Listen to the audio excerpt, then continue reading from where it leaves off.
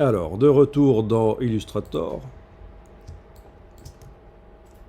Donc là, voyons ça dans la palette des calques.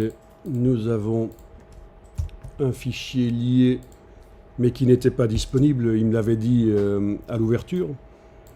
Ce qui explique sans doute pourquoi on a ici une version qui est très pixelisée. Je vais quand même aller voir dans la palette des liens. C'était quoi comme type de document, de fichier? Ok, c'était bien le JPEG, il n'y a pas de problème, il n'y a pas eu de changement de format.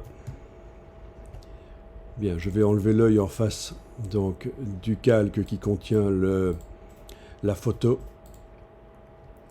Et je vais aller jeter un coup d'œil à ça. Peut-être juste enlever la couleur de contour qui a été mise sur le tracé, le temps de l'analyser ici. Ok. Je vais peut-être juste passer en affichage sans couleur avec le commande Y.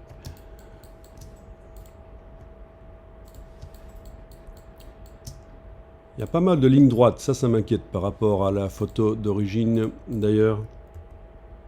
Parce que je ne pense pas qu'il y avait des droites parfaites comme ça. Notamment le pare-brise là, je ne suis pas certain que c'était une droite qui convenait.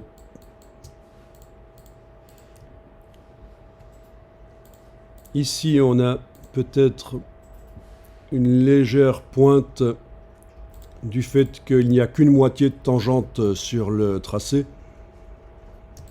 On va peut-être voir ça plus loin aussi. Oui, là on le voit. Je ne sais pas si vous le voyez, que là, ça c'est typique quand il n'y a qu'une seule moitié de tangente en fait. Parce que c'est pas une vraie tangente du coup. Donc les deux portions de tracé de chaque côté ne sont pas dans le prolongement parfaitement l'une de l'autre. Il y a une cassure qui parfois est intéressante, bien sûr dans certains cas, notamment ici peut-être, oui. Ce genre de choses dans la voiture, dans la silhouette de la voiture, bien sûr, c'est intéressant là aussi de faire des cassures, mais... alors, vous pourriez vous dire que c'est pas très problématique, mais dès qu'on va utiliser le tracé en plus grand, pour faire de la découpe de vinyle autocollant pour une vitrine ou pour un détourage plus grand, ça risque de se voir. Ça risque de se voir, oui. Mais globalement, c'est pas mal fait. Alors.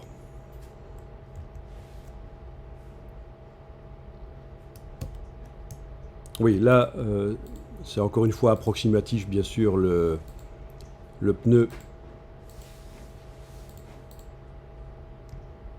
Ok.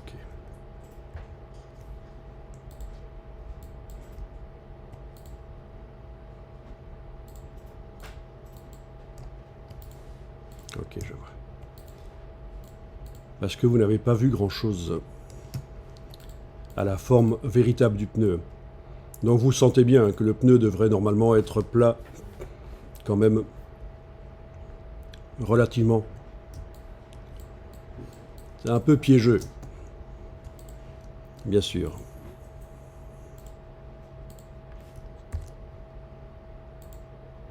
Ok.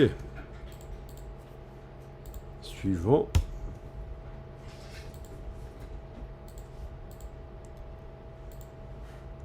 Alors là aussi, je vais peut-être enlever la couleur pour aller voir. Ok. Bon, mais ça c'est pas mal. Là aussi, il y a peut-être... il faudrait voir la photo.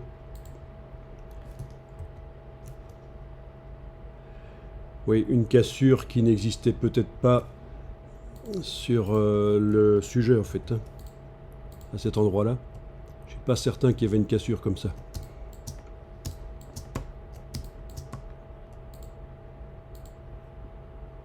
Donc quand je clique sur les différents segments, je vois les tangentes qui apparaissent. Ok.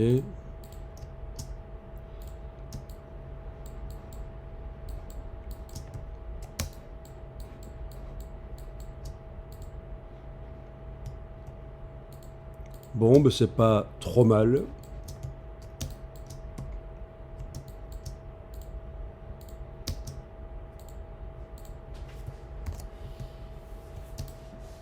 qui n'a pas l'air trop mal. Tu avais déjà fait ça aussi avant? Non, Non? pas sur, pas sur Illustrator, dans tous les cas. C'est la même plume dans Photoshop et dans Illustrator, hein. Mais pas dans Photoshop non plus, j'avais un logiciel de dessin technique Ah, du dessin technique. plutôt. D'accord. Donc, Pour faire des pièces de machine? oui. D'accord. Alors, dans Photoshop, de retour dans Photoshop. Ah, il y a un début de tracé. Donc, tu ne connais pas J'avais fait d'abord la voiture, en fait j'ai oublié le pneu, mais je vous ai renvoyé l'autre version parce qu'en fait il n'y a pas que c'était temporaire. Ah, avec le tracé de travail, c'est ça. Bon, voyons ça alors.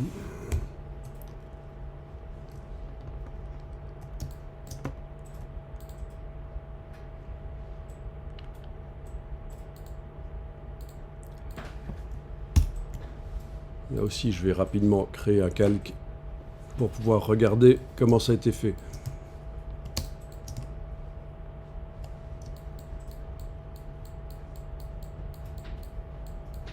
Bon, mais ça a l'air pas mal.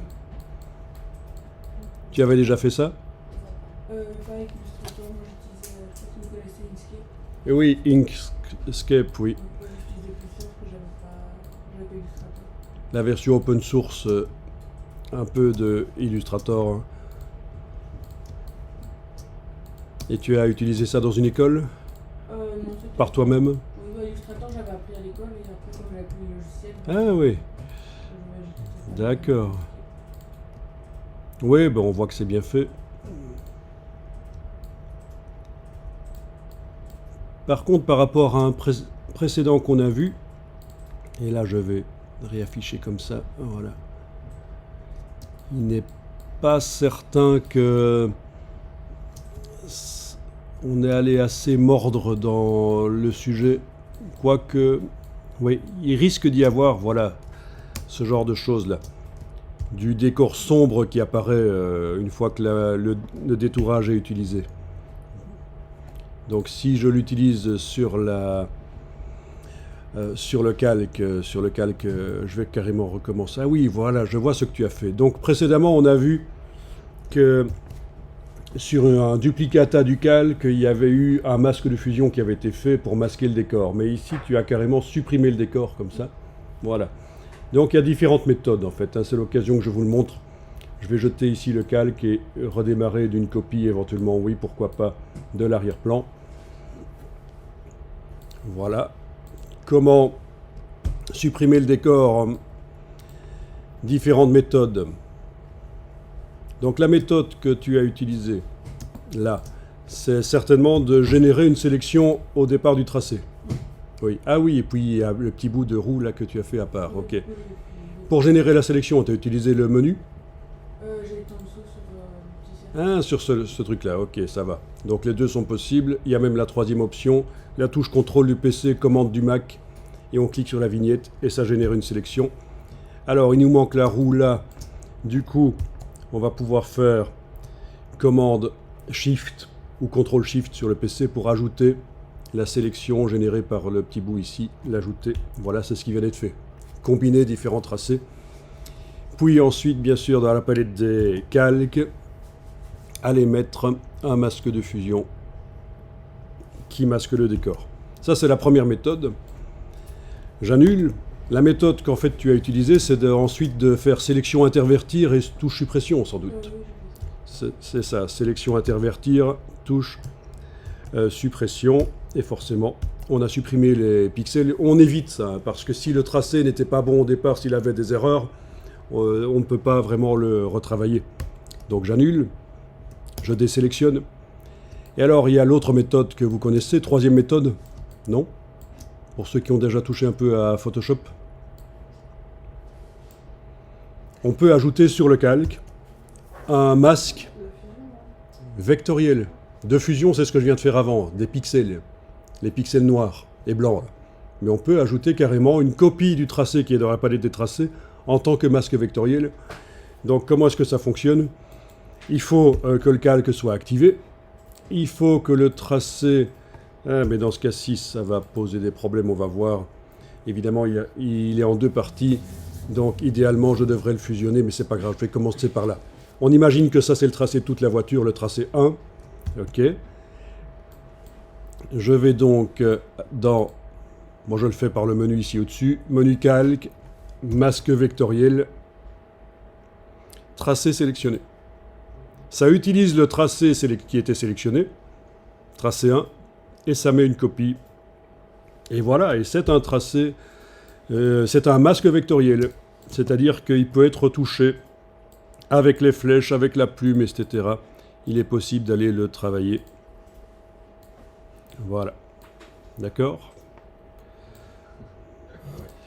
C'est relativement peu connu, il faut s'y connaître assez bien dans Photoshop pour le savoir. C'est pas un grand secret, hein, mais je veux dire que, voilà. Il est possible de mettre une copie du tracé vectoriel donc sur le calque. Et en plus de ça, ça peut se combiner à un masque de fusion. Voilà, ça c'est un masque de fusion pixel dans lequel je vais aller mettre par exemple un dégradé du noir au blanc. Voilà, d'accord? Ah oui.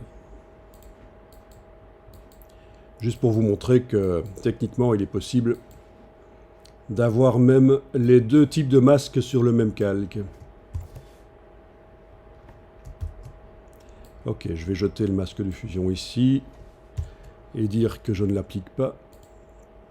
Donc tous les pixels réapparaissent. Je vais jeter aussi le masque vectoriel. Supprimer le masque vectoriel. Ok. Bon, là on a un petit problème en fait du fait que les deux... le tour de la voiture a été fait sur deux calques en fait. Hein. Alors voyons un peu ça. Copier ça, aller le coller là. Voilà, c'est bon. Donc j'ai juste transféré une copie de ça là-dedans. Fusionner les composants de forme. Voilà. Et donc là, du coup,